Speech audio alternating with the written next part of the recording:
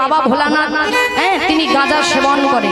এটা সনাতন ধর্মের অনেক ছেলে মেয়েরাও জানে বা অনেক মায়েরাও জানে, যারা শিবরাত্রি শিবব্রত পালন করেন তারা অনেকে দেখবেন কি করে না, ভোলানাথের শিবলিঙ্গের উপরে বাবা তিনি অর্পণ করেন। কি অর্পণ করেন না, গাঁজা কলকে এগুলো অর্পণ করেন।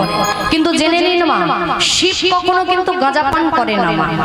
কারণ শিব গাঁজা পান করে না এই কারণে, কারণটা হলো তিনি পরম বৈষ্ণব। আপনি বাস্তব দিয়ে একটু বাবা বিচার করবেন, দেখবেন কোন জায়গায় দেখবেন যে কোন বৈষ্ণবকে কোন নেশা জাতীয় দ্রব্য খাই না, তাই না মা?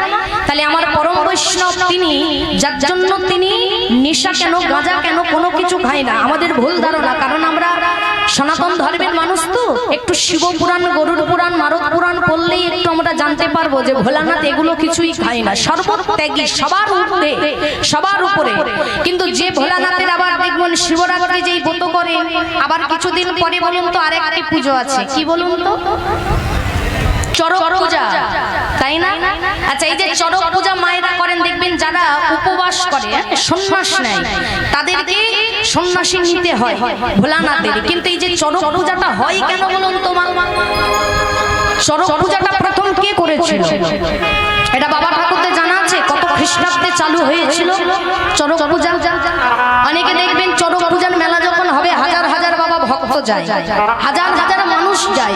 যারা সন্ন্যাস নেয় তারা দেখবেন পিঠের মধ্যে একটা রড মতো বাবা ঢুকিয়ে ঘোরানো হয় হাওয়ার মধ্যে। কিন্তু আমরা জানি এই যে মেলাটা দেখি আমাদের খুব ভালো লাগে, কিন্তু এই মেলাটা দেখেছি আমরা ভালো লাগছে ঠিক কথা, কিন্তু প্রচলনটা কবে হয়েছিল? 1485 খ্রিস্টাব্দ। জেনে নিন বাবা, চড়ক পূজা প্রথম চালু হয়েছিল 1485 খ্রিস্টাব্দে। করেছিলেন কে? চড়ক পূজা প্রথম করেছিলেন কে? একটু মন দিয়ে মায়েরা কথাগুলো শুনতে হবে, কিন্তু এসেছো এখানে জানবার জন্য, কিছু জানবার জন্য, তাই তো? তাহলে একটু মন দিয়ে, তাহলে কত খ্রিস্টাব্দে বললাম? 1485 খ্রিস্টাব্দে। কে করেছিল? সুরানন্দন বলে একজন বাবা ঠাকুর তিনি ছিলেন, সুরানন্দন। এই সুন্দরানন্দন ঠাকুর বলে যিনি, তিনি কি করেছিলেন না, তিনি এই পুজোটা করেছিলেন। কেন করেছিলেন? যখন ভগবান শ্রীকৃষ্ণ অর্থাৎ দ্বারকাধিপতি শ্রেষ্ঠ ভগবান কৃষ্ণ, এই কৃষ্ণের সঙ্গে এক রাজা ছিলেন বাবা, যে রাজার নাম হলো বান রাজা। এই বান রাজা যখন যুদ্ধ করেছিল শ্রীকৃষ্ণের সঙ্গে, তা যুদ্ধ ক্ষেত্রে কি করেছিল? কৃষ্ণের সঙ্গে যখন যুদ্ধ করেছিল, এই বান রাজাকে কৃষ্ণ নিজের হাতে মেরে ক্ষতবিক্ষত করে দিয়েছিল। সেই যে কষ্ট, সেই যে জ্বালা সহ্য না করতে পেরে তখন ওই বান রাজা কি করেছিল না, তিনি শিব পূজা করেছিল, শিবের উপবাস করেছিল।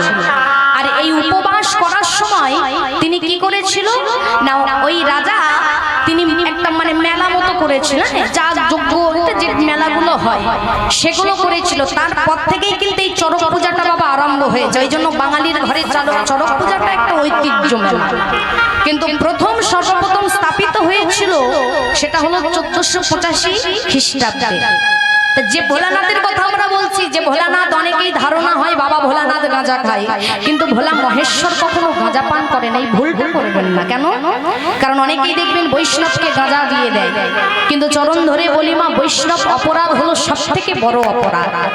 কেন না, মায়েরা যে শিবরাত্রি ব্রত করে, শিবের মাথায় জল ঢালেন, বাবা ঠাকুররাও ঢালেন, মায়েরাও ঢালেন, কিন্তু শিবের মাথায় জলটা ঢালেন কেন? কারণটা কি?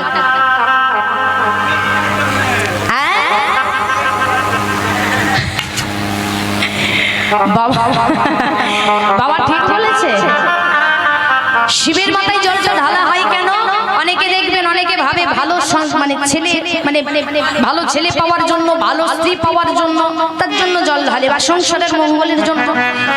আসল কারণ কি? শিবের মাথায় জলটা ঢালা হয় তার কারণ হলো সমুদ্র মন্থন হয়েছিল যখন, এই সমুদ্র মন্থনকালে সর্বপ্রথম কি উঠেছিল মা? বিষ। তা বিষ তো বাবা দেখবেন মানুষ সর্বদা দেখবেন, যে কোনো মানুষের, দেবতা বলুন অসুররা বলুন আর আমরা মানুষ্য বলুন, আমরা ভালো জিনিসটা সর্বদা নিতে চাই। যেটা আমাদের জীবনে ক্ষতি হবে আমরা কি সেটা চাইবো না সেটা নিতেও চাইবো? মা পারবো না নিতে। যখন বিষ উঠলো সবে দেবতারা বাবা পিছু হটে গেল, অসুররাও পিছু হটে গেল, কিন্তু ভোলানাথ চিন্তা করেছিল, যিনি মৃত্যুঞ্জয়ী বাবা, ভোলানাথ চিন্তা করেছিল যদি আমি এই হলাহল বিষ না পান করি তাহলে সর্বজে বিশ্ব ব্রহ্মাণ্ড সবাই বিষের প্রহারে মারা যেতে পারে, পক্ষী থেকে মনুষ্য থেকে। আমি তো চাইবো না। ভোলানাথ কোন ডিপার্টমেন্টে? ধ্বংসের ডিপার্টমেন্টে আছে, কিন্তু ভোলানাথ চাই না যে পৃথিবী ধ্বংস হোক। বিনা কারণে শত শত মানুষ, শত শত পাখি, শত শত পশু মারা যায়। ভোলানাথ কি করলো না, ভোলানাথ নিজে তখন ওই হলাহল বিষটাকে বাবা পান করে নিল। কিন্তু বাবা যে বিষের প্রভাব নাসিকার মধ্যে গেলে মানুষ মরে যায়, সেই বিষ ভোলানাথ পান করেছে, তা ভোলানাথ কি করে বাঁচবে? সর্বই অঙ্গ ভোলানাথের জ্বলে যাচ্ছে বিষ পান করবার পরে। আর যখনই সর্বাঙ্গ জ্বালা করছে, স্বয়ং বিষ্ণু কি করলো না, অবতার হয়ে এলো। স্বয়ং বিষ্ণু অবতার হয়ে বলে উঠলো যে হে দেবগণ, তোমরা এখানে দাঁড়িয়ে দাঁড়িয়ে দেখছো ওখানে ভোলা মহেশ্বর পরম বৈষ্ণব ছটফট করছে বিষের প্রভাব, আর তোমরা দাঁড়িয়ে আছো। এক কাজ করো, যাও তোমরা সবাই মিলে যে যেমন ভাবে পারো শিবের বৈষ্ণবের মাথায় জল ঢালো, কেউ যদি পারো তো দুধ ঢালো। আর ভগবান বৈষ্ণব যখন আদেশটা করলো, ওখানে যত যত বাবা দেবতা ছিল যাদের সম্ভব হয়েছে তারা কি করলো না, শিবের মাথায় জল ঢাললো। যখন জলটা ঢাললো সর্বাঙ্গ জল গেল, আস্তে আস্তে আস্তে আস্তে শিবের যে দেহ বাবা জ্বলছিল সেটা আস্তে আস্তে নিবৃত হলো জ্বালাটা। শিবের মাথায় জলটা ঢালা হয় তার কারণ হলো বিষের প্রভাবের জন্য। কিন্তু আমরা জল ঢালি, জল ঢালতে গিয়ে অনেক সময় ভুল করে ফেলি, বাবা খুশি হওয়ার জন্য আমরা গাঁজা দিয়ে দিই। কিন্তু সত্যি কথা বলতে বাবা অনেক ব্রাহ্মণকে আমি বারণ করতে দেখিনি যে এখানে তুমি বৈষ্ণবকে গাঁজা দিও না। উল্টে আরো অনেক ব্রাহ্মণ দেখেছি বলে না আজন্ম হয়ে আসছে। আরে বাবা আজন্ম তো অনেক কুসংস্কার হয়ে আসছে, যেগুলো আমাদের সনাতন ধর্মে অনেক মানুষ জানে না, যার জন্য আমাদের একটু শাস্ত্র পড়তে হয় বাবা। একটু শিব পুরাণ পড়লে, নারদ পুরাণ পড়লে, গরুর পুরাণ পড়লে, এগুলো পড়লে জানা যায়। কারণ আমাদের যে বাবা সনাতন ধর্মে এই যে বৈষ্ণব যে গাঁজা খায়, এই ভুল ব্যাখ্যাটা যখন মোগল সাম্রাজ্য ছিল, সনাতনীদের যে মেন মেন বেদ পুরাণ তারা চুরি করে নিয়ে গেছিল, আর যত খারাপ জিনিস পেরেছিল মামা ওই পুরাণের মধ্যে দিয়ে দিয়েছিল, যাতে করে পরবর্তীতে যে সনাতনীরা বিভ্রান্ত হয়। আর হচ্ছে মা কেন বলুন তো বাবা, সত্যি কথা বলতে এখানে তো ক্যামেরা চলছে, বলি আজকের মেদিনীপুর জেলা বলে শুধু নয়, আমি সুন্দরবন যাচ্ছি, যেখানেই যাচ্ছি একটা কথাই শুনতে পাচ্ছি, কি বলুন তো, খ্রিস্টান ধর্ম। আপনাদের এখানে আছে কি জানি না, খ্রিস্টান ধর্ম প্রত্যেক পাড়ায় পাড়ায় নিচ্ছে। আচ্ছা চিন্তা করেন না, খ্রিস্টান ধর্ম পাড়ায় পাড়ায় নিচ্ছে কেন? বলে রোগ সেরে যাবে। আচ্ছা ধর্ম যদি রোগ সারাতে পারে, তাহলে নিজের ধর্মে এত দেবদেবী আছে তারা ভালো করতে পারছে না, যিশু তোমার ধর্মের রোগ ভালো করে দেবে?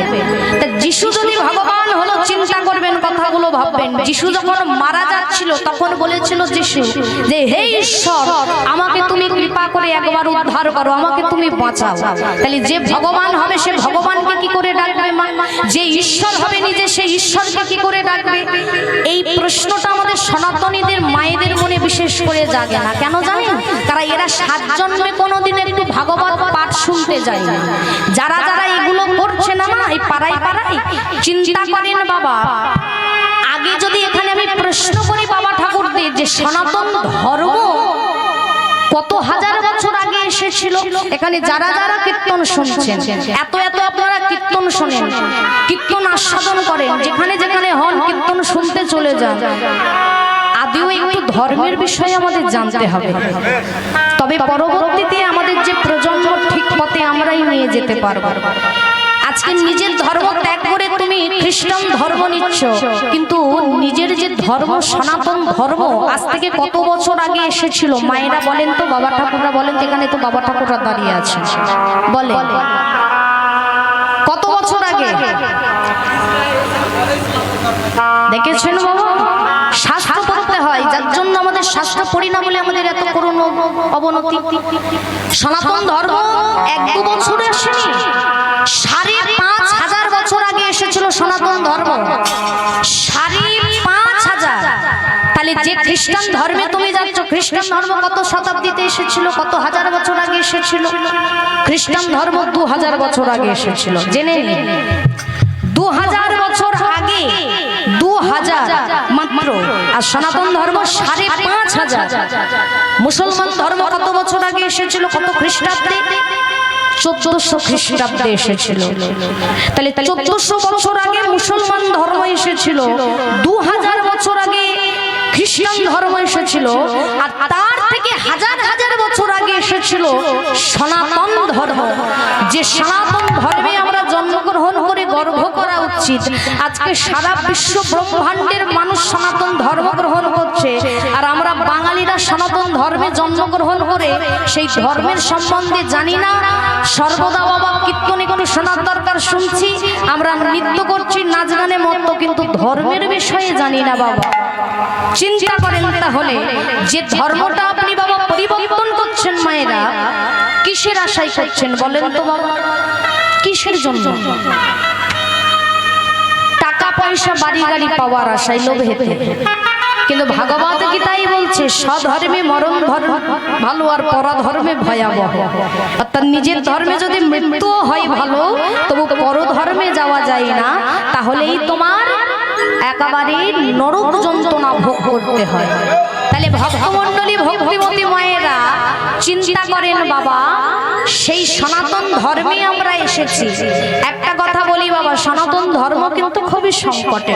সনাতন ধর্মের যারা মানুষ, এই যারা যারা পাড়াতে খ্রিস্টান ধর্ম নিচ্ছে, এই কথাটা বলছি কারণ এখানে তোমার ইউটিউব হচ্ছে, ক্যামেরা আছে, তারাও তো শুনবে, হাজার হাজার মানুষ। যারা যারা খ্রিস্টান ধর্ম নিচ্ছে পাড়ায় যাবেন, মেরে তারা করবে। আর যারা যারা খ্রিস্টান ধর্ম নেবে তাদেরকে বলবেন শাখার সিঁদুরগুলো আগে খুলতে। শাখার সিঁদুরগুলো খুলে যেন তারা খ্রিস্টান ধর্ম নেয়, আর ধর্ম নেওয়ার পরে যেন শাখার সিঁদুরটাও না রাখে, তারা যেন মন্দিরেও না ওঠে। কেন আপনারা বুঝছেন না কেন যে খ্রিস্টানরা কেন ধর্ম পরিবর্তন করবার জন্য মুসলমান পাড়ায় যায় না, শুধু হিন্দু ধর্মে আসে, হিন্দু পাড়ায় আসে? এটা হিন্দুদের বোঝা উচিত। যারা জীবনে শাস্ত্র পড়ে না বাবা, যারা জীবনে নিজের ধর্মের বিষয়ে জানে না, তারাই কিন্তু ধর্ম পরিবর্তন করে। আর সেটাকে প্রতিবাদ করবার জন্য আমাদের মতো সনাতনীদের বাবা প্রতিবাদ করতে হবে, রুখে দাঁড়াতে হবে। কেন? সনাতন ধর্মকে রক্ষা করবার জন্য। কারণ শিক্ষা তোমার বাংলাদেশ থেকে নেওয়া দরকার বাবা। যে তুমি 25শে ডিসেম্বর কেক কাটছো, যীশু খ্রিস্টের জন্মদিন পালন করছো, চিন্তা করেন মায়েরা, এখানে তো এত এত সনাতনী আছে, বলো তো মা, ওই 25শে ডিসেম্বর সনাতনীদের কি দিন বলতে পারবে? কি দিবস পালন করা হয়? আপনারা তো এত এত কীর্তন শোনেন, আমি ক্ষুদ্র মাত্র শিল্পী, আমি বড় শিল্পীও নই। এত বড় বড় কীর্তনীয়দের মুখে আপনারা কীর্তন শোনেন, আপনারা আমার থেকে ভালো জানবেন কি দিবস ছিল।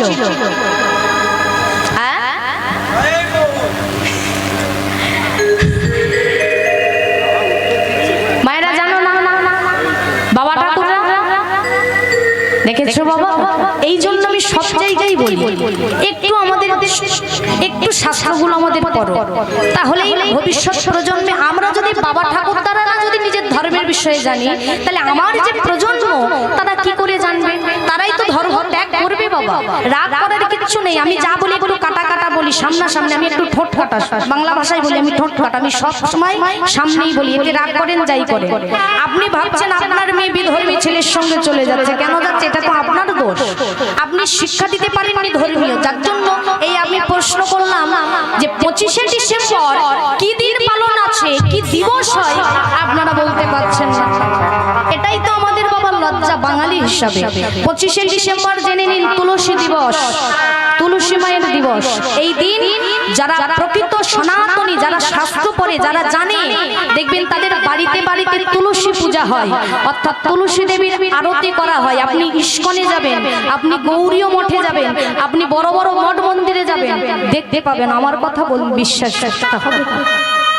নিতাই গৌর হরি বল। তাহলে আমরা নিজেদের ধর্মের সম্বন্ধে আগে ভালো করে একটু জানো মা।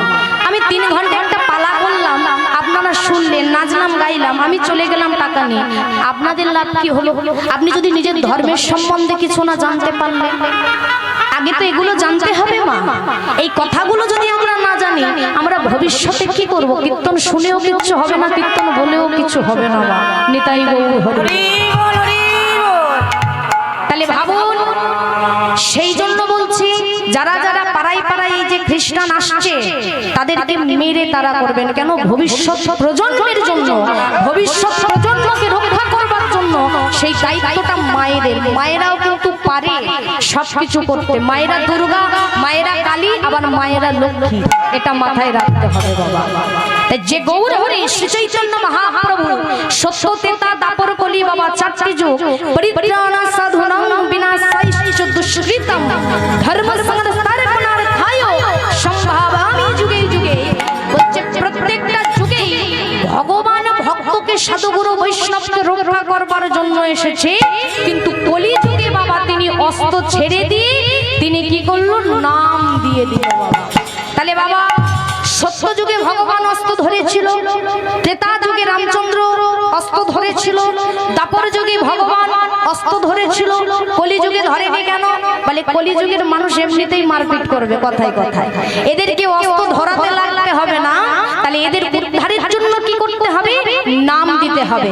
তাহলে চিন্তা করেন, আবার কিন্তু আমাদের পুরুষোত্তম পুরুষ, আদি পুরুষ, যিনি আমাদের স্বয়ং রামচন্দ্র, এই রামনবমীর দিনে একটা করজোড়ে নিবেদন করি, প্রত্যেকের ঘরে ঘরে বাবা ধ্বজা তুলবেন এবং রামনবমী গর্ভ করে পালন করবেন, কোনো ভয় দ্বিধা না রেখে। কারণ আজকের বলতে আমি বাধ্য হচ্ছি মা, এখন এমন একটা সনাতন ধর্মটা গিয়ে দাঁড়িয়েছে, পলিটিক্স হয়ে গেছে। পলিটিক্স মানে আমি যদি জয় শ্রীরাম বা সীতা মার নাম দিই, তাহলে আমি একটা পলিটিক্সের মধ্যে ঢুকে গেছি। কিন্তু এই তো শ্রী রামচন্দ্র পূর্বপুরুষ হাজার হাজার বছর ধরে আছে আমার ভারতবর্ষের জমিতে, ভারতবর্ষের ভূমিতে আমার শ্রী রামচন্দ্রের জন্মভূমি বাবা। এটা আজকের পলিটিক্সে ঢুকলে কি হবে? আজকের তুমি যদি বলো তোমার অপরাধ, কিন্তু বাবা এতে করে আমাদের লজ্জা। আমি হিন্দু, আমি বাঙালি, আমি একবার নয় হাজার বার শ্রী রামচন্দ্রের নামে ধ্বনি আমি দিতে পারি, এটা আমাদের রাইট। কিন্তু চিন্তা করেন বাবা, আজকের হিন্দুরা হয়ে হিন্দুদের সত্য কেন? আমরা এক এক জায়গায় যদি প্রোগ্রামে গিয়ে স্বয়ং রামচন্দ্রের যদি একটু জয়ধ্বনি দিই, অনেকেই এসে ডাইরেক্ট বলে দেয় কি এখানে কোনো রামচন্দ্রের নাম হবে না। কেন না? রামচন্দ্রের কোনো ব্যাপার এখানে হবে না। তাহলে ভাবুন, হিন্দুরাই আজকের হিন্দুদের বাবা শত্রু হয়ে গিয়েছে। কেন বাবা? কেন এরা, কেন এদেরকে কেন মারবে না বিধর্মীর মানুষরা? তুমি কেন ভগবান পুরুষোত্তম রামচন্দ্রকে পলিটিক্সের মধ্যে রাখছো? আমি হাজার হাজার বছর আগে আমার ভগবান রামচন্দ্র এসেছে। এই রামচন্দ্র, এই ভারতবর্ষের ভূমি, এটা তারই ভূমি। ভগবান রামচন্দ্র আদি পুরুষ, এটা যারা জানে না, কোনোদিনও শাস্ত্র পড়েনি, তারাই এইসব মূর্খমি কথা বলে বাবা। আর সেই সব হিন্দুদের উদ্দেশ্যে বলছি, যারা এগুলো করে বেড়াচ্ছেন নিজেদের স্বার্থে, ভবিষ্যৎ প্রজন্ম আপনাদেরও ঘরে আগুন লাগবে। আজকে আপনি চিন্তা করছেন ওর ঘরে আগুন লাগছে, কিন্তু আমি তো একটা গদিতে আছি। চিন্তা করবেন বাবা, জাতি কখনো কোনো কিছু পলিটিক্স দিকে আক্রমণ করে না। আপনারা দেখেছেন কিছুদিন আগে মোথাবাড়িতে কি হয়েছে? এই দাসপুরেতেই আপনারা জানেন হিরণ্ময়ী প্রভু দাস বাবাজি আপনাদের এই ঘাটালেতেই আক্রান্ত হয়েছে বিধর্মীর হাতে। আপনি জানেন বাংলাদেশের চিন্ময়ী প্রভু যিনি আক্রান্ত হয়েছিল ওপার বাংলায়, সেই একই ঘটনা এপার বাংলায়। তাহলে দিকে দিকে আমাদের সনাতন ধর্মও কিন্তু সুরক্ষিত নয়। মালদার দিকে তাকিয়ে দেখলে, হিন্দুদের দিকে দেখলে আমাদের কষ্ট হয় বাবা। স্বামী বিবেকানন্দ বলেছিল যে কোন সনাতনী হিন্দু হয়ে যদি হিন্দির রক্ত না দেখে তার হৃদয়টা না কেঁপে ওঠে, সে প্রকৃতপক্ষে সনাতনী হিন্দু হতে পারে না। আমাদের শিক্ষা নেওয়া দরকার। এই মালদা মোথাবাড়ি দেখে যে নিজেদের মধ্যে কতটা একত্রিত থাকতে হবে। হাত জোরে করজোরে বলি, এখানে যারা বাবারা আছেন মায়েরা আছেন, আপনি পলিটিক্স করতে পারেন বাবা, আপনি বিজেপি করুন, তৃণমূল করুন, টিএমসি করুন, সিপিএম করুন, আমার কিছু যায় না, কারোর কিচ্ছু যায় আসবে না। কিন্তু হাত জোরে বলি বাবা, যখন ধর্মের প্রতি আঘাত আসবে ওই নির্বিশেষে পলিটিক্সটা দূরে রেখে সবাই একত্রিত হবে, সবাই সবাইয়ের পাশে থাকবে। কেন? কারণ বাংলাদেশের হিন্দু যেমন ভালো নেই, পশ্চিমবঙ্গের বাবা হিন্দুরাও কিন্তু সুরক্ষিত নয়। আর আমি গ্যারান্টি দিয়ে যাচ্ছি, ক্যামেরা চলছে তো, শুধু 26 সাল কেন, 2 বছর আপনি পার করতে দিন, এখানেও পশ্চিমবাংলার মাটিতেও আমাদের সনাতনীদের অবস্থা খুব খারাপ হবেই হবে, আমি লিখে দিয়ে গেলাম। আর আজ থেকে 2 বছর পরে আপনারা মিলিয়েও নেবেন যে তনুশ্রী মণ্ডল বলে গিয়েছিল বাবা। যার জন্য আমি সবসময় বলি, আমি বলি কোনো কীর্তনিয়া বলুক না বলুক কেন না, কারণটা হলো আমাদের প্রজন্ম যাতে সুরক্ষিত থাকে। নিতাই গৌর হরি হরি বল, হরি বল। তাই সর্বদা আমাদের একত্রিত থাকতে হবে। চিন্তা করেন তো বাবা, আমরা একটা জিনিস সবসময় শিক্ষা নিয়েছি বইয়ে থেকে, যে কি এক বিন্দে দুটি কুসুম হিন্দু মুসলমান, তাই তো বাবা? কথাগুলো মন দিয়ে শুনছো তো? তাহলে এক বিন্দে দুটি কুসুম হিন্দু মুসলমান, আমরা এটা কি বলি, মুসলিম আর হিন্দু ভাই ভাই। কিন্তু চিন্তা করেন, যে গাভী মাতাকে আপনি পুজো করেন, গাভী আমাদের গোমাতা তো আমাদের দেবী, যে গাভী মাতাকে আপনি পুজো করেন সেই গাভী মাতাকে কিন্তু ওরা রুটি দিয়ে কিমা করে বানিয়ে খায়। তাই কখনোই ভাই ভাই হতে পারে না। এটা যত তাড়াতাড়ি বুঝতে পারবেন ততই আপনাদের মঙ্গল, আর না হলে বাবা ভবিষ্যৎ অন্ধকার। প্রত্যেকটা জায়গায় হিন্দুরা লাভ খেয়েছে একটাই কারণ, এরা নিজেদের স্বার্থে এদেরকে ভবিষ্যতে লাভ খেতে হয়েছে। তাই সর্বদা আমি বলবো একত্রিত হও, উচ্চস্বরে রাম নবমী পালন করো। যদি কোনো বাধা আসে হাতে অস্ত্র তুলে নেবে, কারণ স্বয়ং রামচন্দ্রের হাতেও অস্ত্র ছিল, ভগবান কৃষ্ণের হাতেও অস্ত্র ছিল সুদর্শন চক্র, স্বয়ং বিষ্ণুর হাতেও অস্ত্র ছিল। দরকার পড়লে যেই আসুক না কেন অস্ত্র দিয়েই লড়াই করতে হবে। এটা আপনাদের আমাদের সবার একটা প্রতিজ্ঞা। তাই সবাই সবাইয়ের পাশে থাকতে হবে বিপদে। আমরা যতই কীর্তন শুনি, কীর্তন আস্বাদন করি না কেন, আমাদেরকে এই শিক্ষাগুলো নিতে হবে মা। তাই শ্রী গুরু নিতাই গৌর সীতারাধে কৃষ্ণ প্রেমানন্দে। তাহলে একসঙ্গে গাইব, কি বলবো সবাই মিলে? হরে কৃষ্ণ কৃষ্ণ কৃষ্ণ হরে হরে, হরে রাম রাম রাম হরে হরে। হরি বল, হরি বল, হরি বল। কৃষ্ণ কৃষ্ণ হরে হরে, হরে রাম রাম রাম হরে হরে। হরে কৃষ্ণ কৃষ্ণ কৃষ্ণ কৃষ্ণ হরে হরে, হরে রাম রাম রাম হরে হরে। হরে কৃষ্ণ কৃষ্ণ কৃষ্ণ হরে হরে, হরে রাম রাম রাম হরে হরে। হরে কৃষ্ণ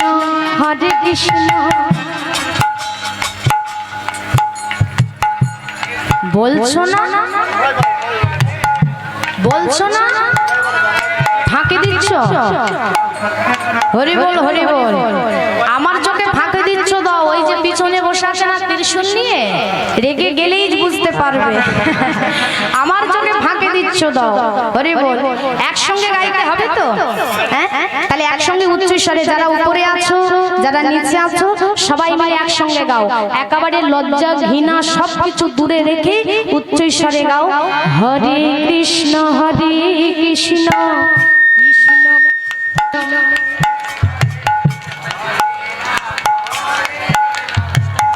আর যারা দাঁড়িয়ে আছো বাবা ঠাকুররা লজ্জা হচ্ছে, কিন্তু যেদিন আমরা চলে যাব এই হরিনামটাই কিন্তু বাবার সঙ্গে যাবে, সেদিন আর কিছু সঙ্গে যাবে না। এখন আমরা বলছি না, আর যখন বাবা চারটে খুঁটিতে বেঁধে নিয়ে বলবে বলো হরি হরি বল। তখন মরাই একবার এদিকে হেলবে আর ওদিকে বলে বেঁচে থাকতে বলিনি, আর এখন বলাতে পারবি? হরে কৃষ্ণ কৃষ্ণ কৃষ্ণ হরে হরে, হরে রাম রাম রাম হরে হরে, হরে কৃষ্ণ কৃষ্ণ কৃষ্ণ হরে হরে, হরে রাম রাম। হরি বল হরি বল হরি বল।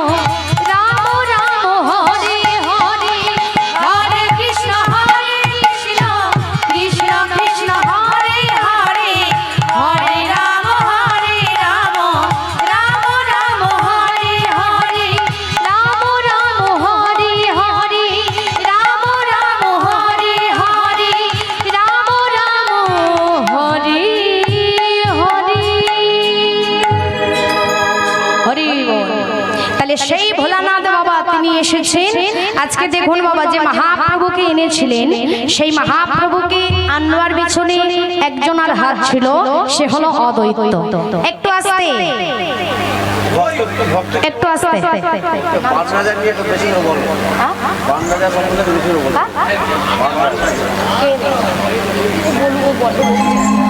যারা যারা আস্তে আস্তে আস্তে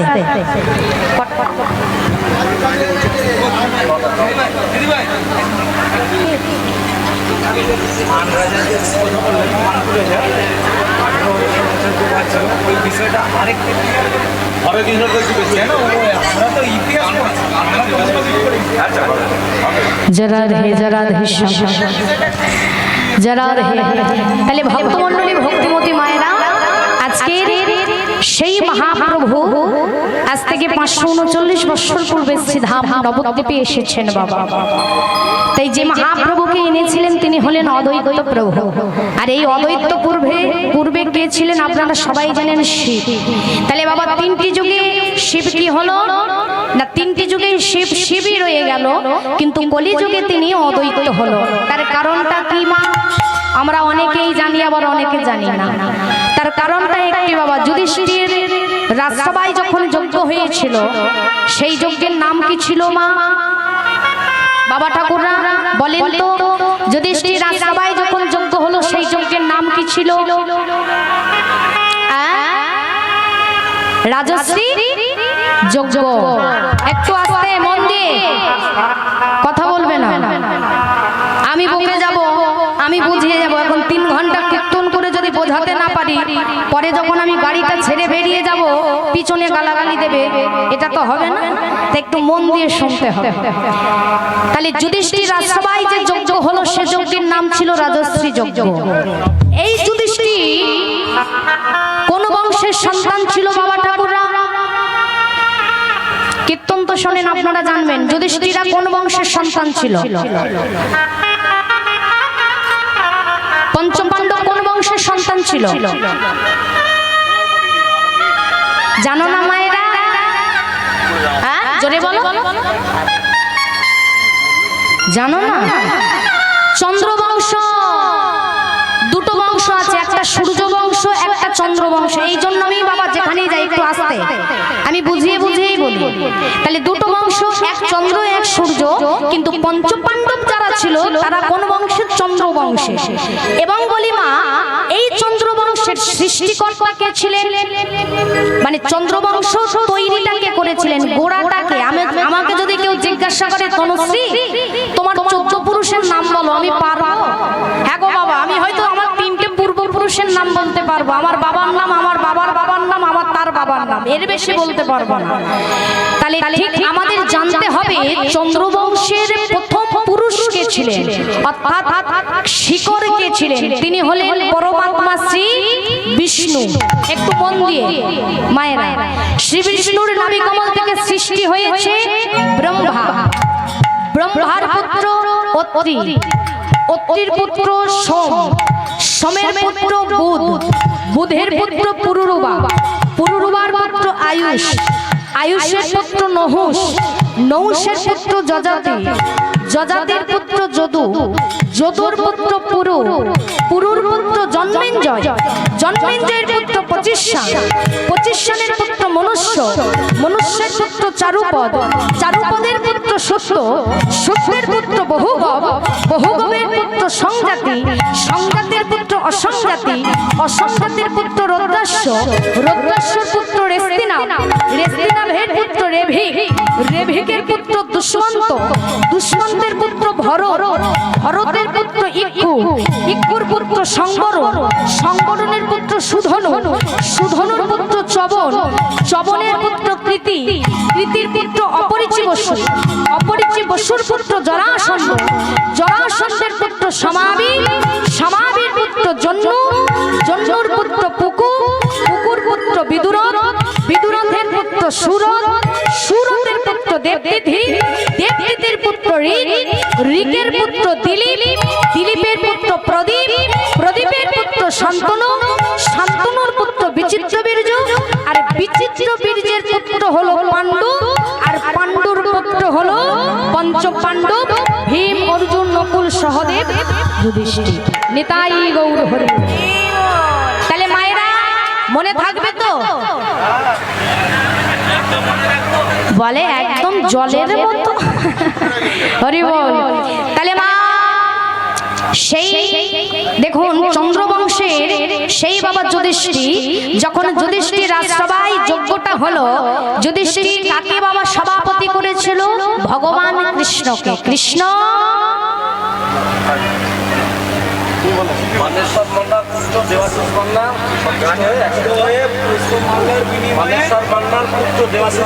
আচ্ছা, বানেশ্বর মান্না তার পুত্র দেবাশিস মান্না ভগবানের কথা আস্বাদন করে খুশি হয়ে গোবিন্দ সেবার জন্য দিয়েছেন 100 টাকা।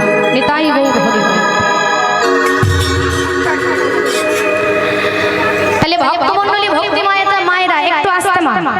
তা যুধিষ্ঠির রাজসভায় কৃষ্ণকে সভাপতি করেছে। এখন কৃষ্ণকে যেই সভাপতি করেছে, কৃষ্ণকে এসে ধরেছে কে? যুধিষ্ঠির। কৃষ্ণ তুমি আমার যজ্ঞের সভাপতি হয়েছো, সবাইকে সব তুমি দায়িত্ব দিয়েছো, তা কাকে কি দায়িত্ব তুমি দিয়েছো আমাকে বলনি, তুমি আমাকে বলো। তখন কৃষ্ণ বলছে শোনো, প্রথমত ভীমকে পরিবেশনের দায়িত্বে রেখেছি। কেন?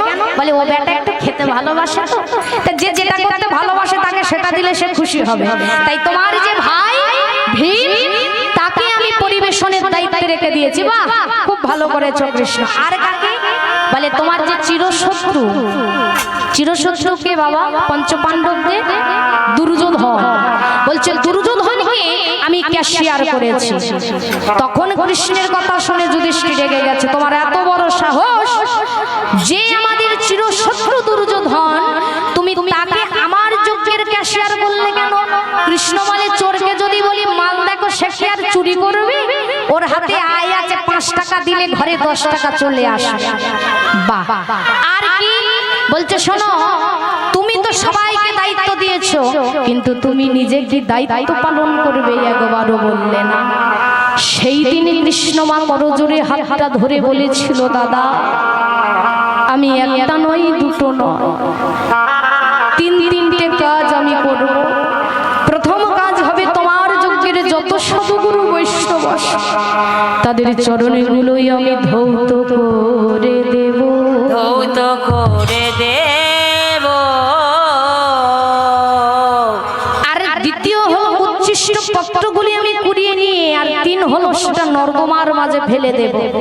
ভগবান যেই বলেছে যে সাধুগুরু বৈষ্ণবের চরণ ধৌত করবো, যুধিষ্ঠির তো বাবা সবাইকে নিমন্ত্রণ করেছে। যুধিষ্ঠির সবাই যত বাবা সাধুগুরু বৈষ্ণব ছিল তার মধ্যেও ছিল ভোলানাথ। এখন ভোলানাথ কি করেছে মা, যেই না পার্বতীকে সঙ্গে নিয়ে এসেছে যুধিষ্ঠির রাজসভায়, পার্বতী বলছে হ্যাঁ গো স্বামী, এত বড় লাইনটা কিসে?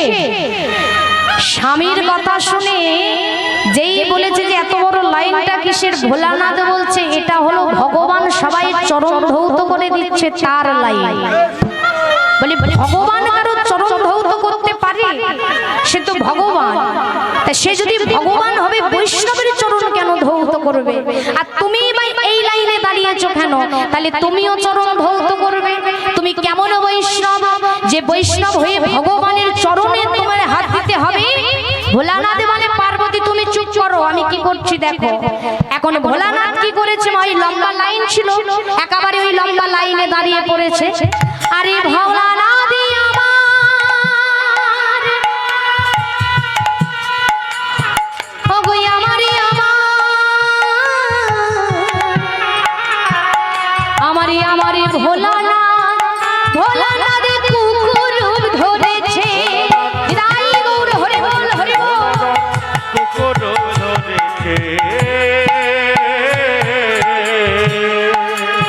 ভোলানাথ আমারই কুকুর রূপে ধারণ করেছে।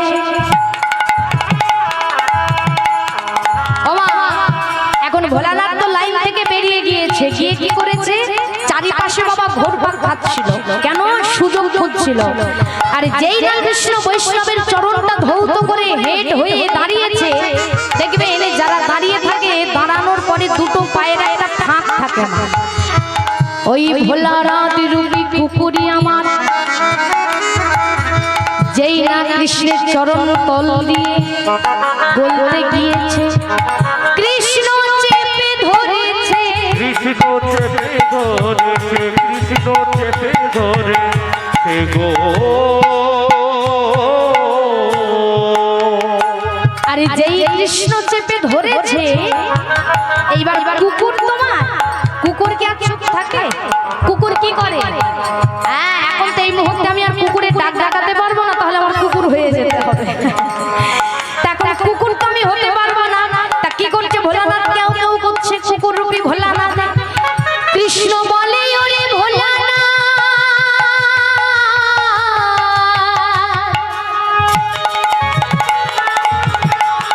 ওগো ভোলানাথ,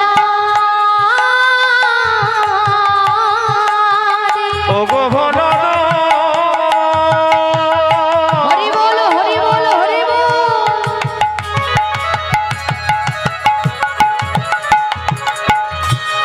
ওগো ভোলানাথ, হরি বল।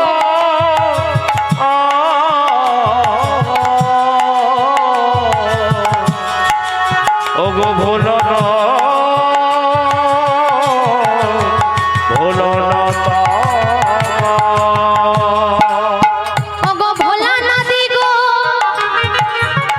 তুমি যখন ভোলা ছিলে তোমার একটা নয় দুটো চরণ ছিল, কিন্তু তোমার দুটো চরণ ছিল ভোলা হয়ে। কিন্তু এখন তুমি যেই কুকুর হলে তোমার চারটে চরণ হলো, চারটে চরণ হলো তোমার, চারটে চরণ হলো গো। তাহলে দুটো চরণ ধৌত করে দিলে যেই আমার পূর্ণি হতো, এবার ডবল তো হবে কেন? ওই চারটে চরণই আমার হৃদয়ের মাঝে ভগবান যত যত বৈষ্ণবের চরণ ধৌত করেছে সবার কিন্তু ঘটির জল দিয়ে মা, কিন্তু আমার কুকুর রূপী ভোলানাথ ওই নয়ন জলে, ওই নয়ন জলে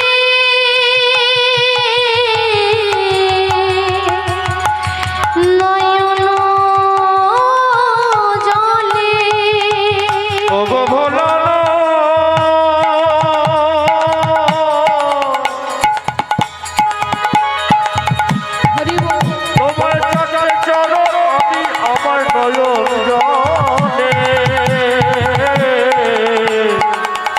নয়ন জলে ধৌত করা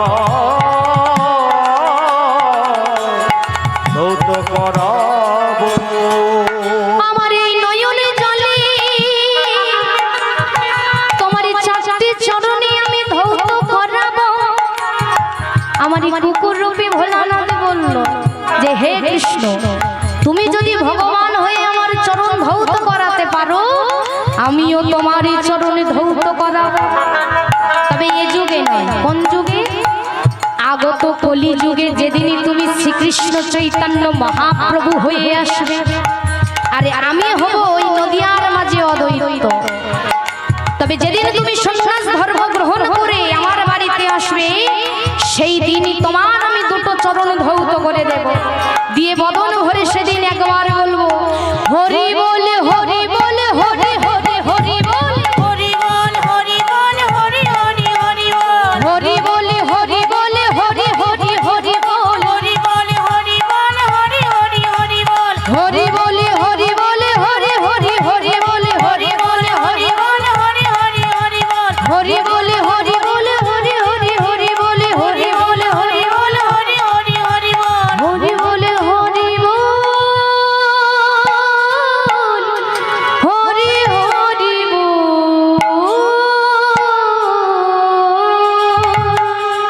তাই সেই মহাপ্রভু এসেছে বাবা, তিনি নদিয়ার মাঝে আজকের মহাপ্রভু হয়ে আর কবে তাই চাঁদে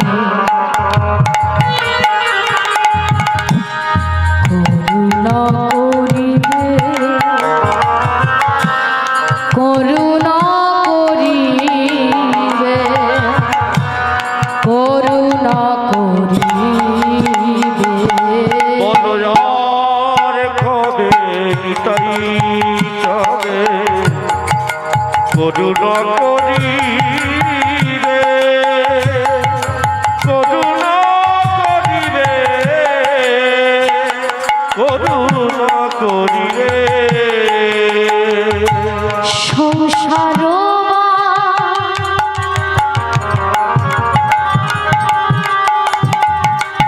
বাসনা মোর কবে তুচ্ছ হবে, বল সংসার বাসনা মোর কবে তুচ্ছ হবে। বল সংসার বাসনাম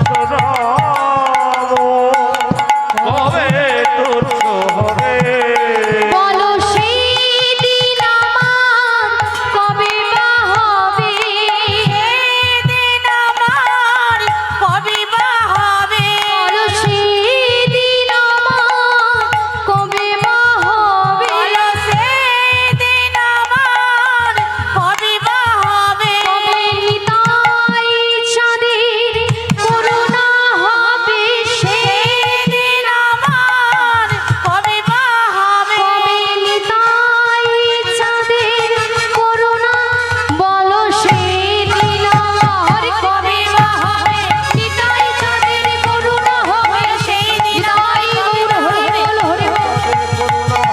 সেদিন আমার কবে বা হবে সেদিন আমার কবে বা হবে, সংসার বাসনাম কবে তুচ্ছ হবে সংসার বাসনাম কবে তুচ্ছ হবে তাই বলছে সংসার ও বাসনা মোর কবে তুচ্ছ হবে, সেদিন আমার কবে হবে। নিতাই চাঁদের কাছে বাবা কাকুতি মিনতি জানাচ্ছে কি পদকর্তা। তাই চলুন আমরা নবদ্বীপের গুলো অতিক্রম করি, বৃন্দাবন যাব, আর যে লীলা কথা আস্বাদন করব সে লীলা কথা হলো ভক্ত কৃষ্ণ সুদামা।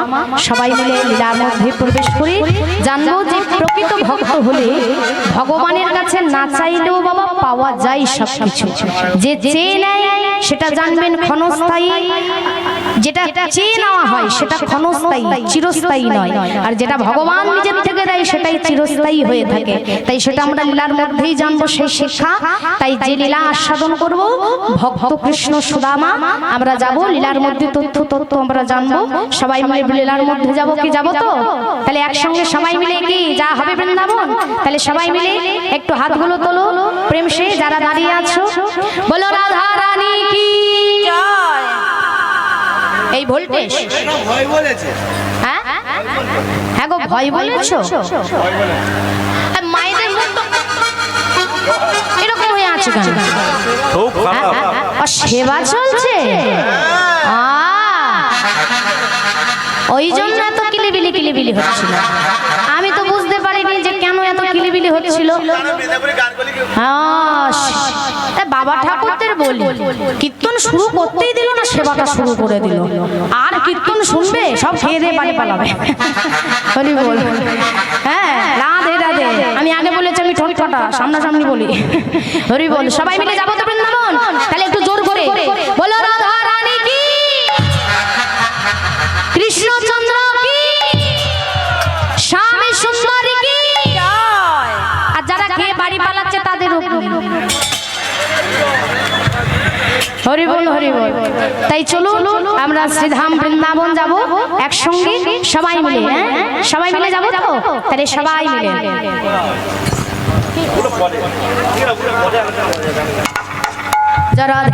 তা সবাই মিলে একসঙ্গে দুটো বাহু তুলে প্রেম সে দেখি হাতগুলো উঁচু করে রাধে রাধে। সবাই মিলে একসঙ্গে, হ্যাঁ সবাই মিলে হাত জোড়ো করে একসঙ্গে হরিনাম গাইতে গাইতে আমরা যাব শ্রীধাম বৃন্দাবন। রাধে রাধে। তাই সবাই মিলে হাতগুলো তোলো। নামালে কেন? যারা দাঁড়িয়ে আছো এদিকে, যারা দাঁড়িয়ে সবাই মিলে একসঙ্গে যাবো তো? তাহলে একটু উলুধ্বনিটা করে দাও। সবাই মিলে রাখালি রাজা বলে দিনা, রাখালি রাজা বলে দিনা কোথায় বৃন্দাবন, শ্যামকুণ্ড রাধাকুণ্ড গোবর্ধন। রাখালি রাজা বলে দে না কোথায় বৃন্দাবন,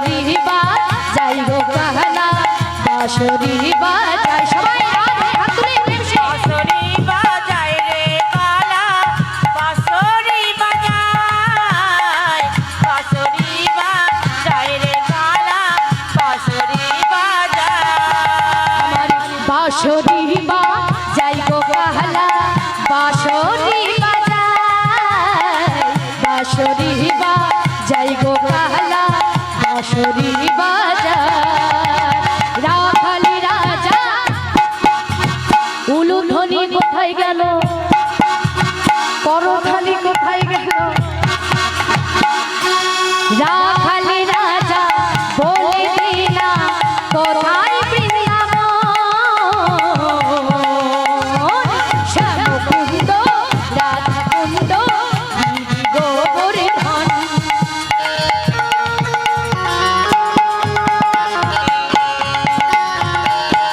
সবাই মিলে হাত তুলে মিলেমিশে হরি বল।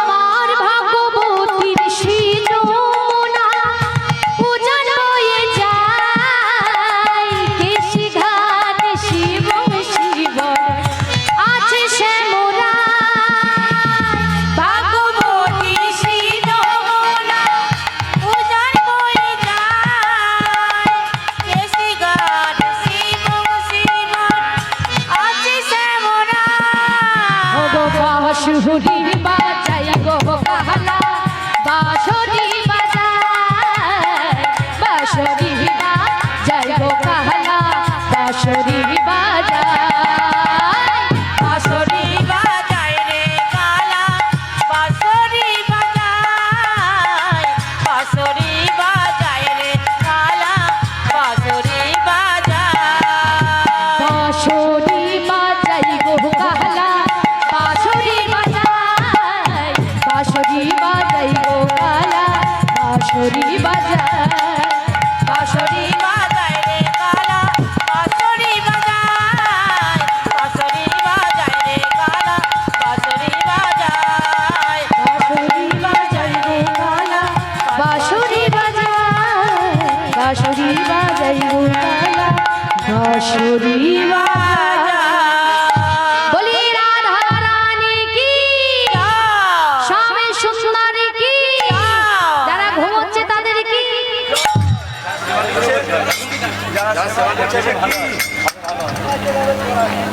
জয় রাধে জয় রাধে হরি বল হরি বল। আজকের একটু মন্দির নাম কথা শ্রবণ করবো একটু আসতে যে ভগবান অনাদির আদি গোবিন্দ যিনি বাবা বৃন্দাবন ছেড়ে মথুরায় এসেছিলেন কেন এসেছিলেন তার একটাই কারণ ছিল বাবা কারণ হলো দেবকী এবং বসুদেব যারা জন্ম দেওয়া পিতামাতা সেই দেবকী বসুদেবকে বাবা উদ্ধারের জন্য তিনি সেই বৃন্দাবন ছেড়ে বাবা মথুরায় চলে এসেছিলেন কিন্তু বাবা কারাগারে কি শুধু বসুদেব আর দেবকী বন্দী ছিল ছিল না কংস এমনই অত্যাচারী পাপাচারী দুরাচারী বাবা তিনি আরেকজনকেও বন্দী করেছিল কে বলুন তো মায়েরা নিজের পিতা কংসের পিতার নাম কি ছিল বাবা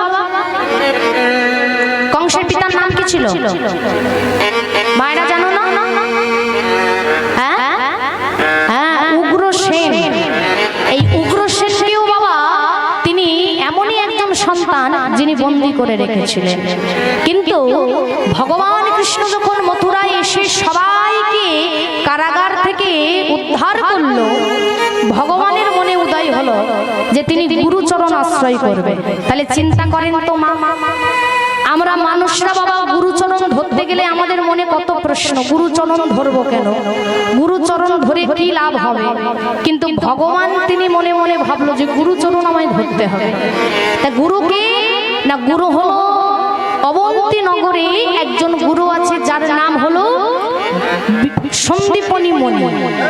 এই সন্দীপনী মণি যিনি বাবা বিনা বেতনে গরিব যারা ছাত্রছাত্রী ছিল তাদেরকে লেখাপড়া শেখাতো, শিষ্য বানাতো।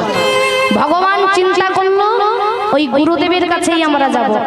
তাই মা দেবকী বসুদেবকে বললো, বাবা আমি ঠিক করেছি, আমরা গুরুদেবের কাছে যাব। তা দেবকী চিন্তা করছে যেখানে রাজার ছেলে, তাহলে সেখানে গুরুদেবের কাছে যাওয়ার কোনো দরকার নেই, বাড়িতে গুরুদেবকে আনলেই হয়ে যায়, এই বাড়িতে বসেই শিক্ষা দীক্ষা নিলেই হয়ে যায়। কৃষ্ণকে বলল, শোনো, তুমি যখন গুরু শিক্ষা নিতে চাইছো তাহলে গুরুদেবকে আমি আমন্ত্রণ করি, তোমরা আমার বাড়িতেই গুরু শিক্ষা নাও। কৃষ্ণ বলেন, না মা, বাড়িতে বসে কখনো বিদ্যাভ্যাস করা যায় না, আমার গুরুর কাছে যেতে হবে।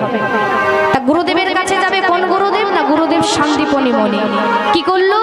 অক্ষরের রথ ঠিক করলো মা, ভগবান কৃষ্ণর বলরাম দুই ভাই, মা বাবা সবার চরণে প্রণাম করে অক্ষরের রথে করে দুই ভাই চলেছে আজকের অবন্তী নগর। এই রূপে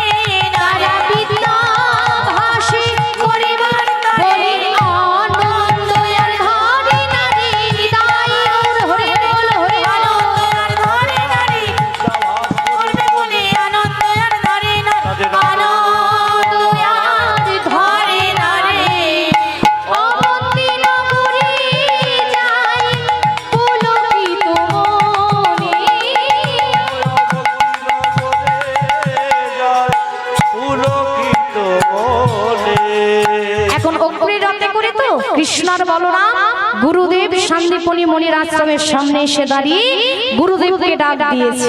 গুরুদেব,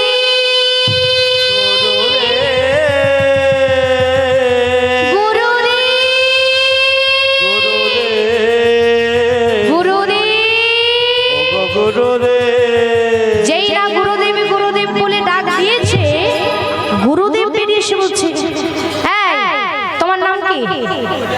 তোমার নাম কি? আরে তোমার চশমা পরে আছো, তোমার নাম কি? বাহ,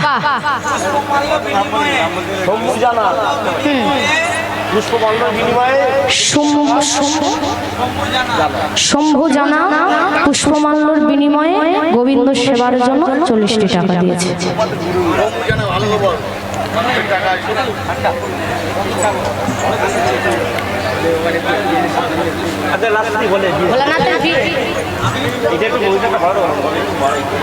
আস্তে আস্তে আস্তে আস্তে আস্তে বাবা গো, একটু আস্তে। তখন গুরুদেবকে ডাক দিয়েছে, আর যেই না গুরুদেব বের হয়েছে বলছে, এই তোমার নাম কি? আর তোমার নাম কি? বলছে, আগে গুরুদেব এ হলো আমার দাদা বলরাম আর আমি হলাম কৃষ্ণ। ও, তোমরা তো ছোট ছেলে, তা আমার আশ্রমে কিসের জন্য?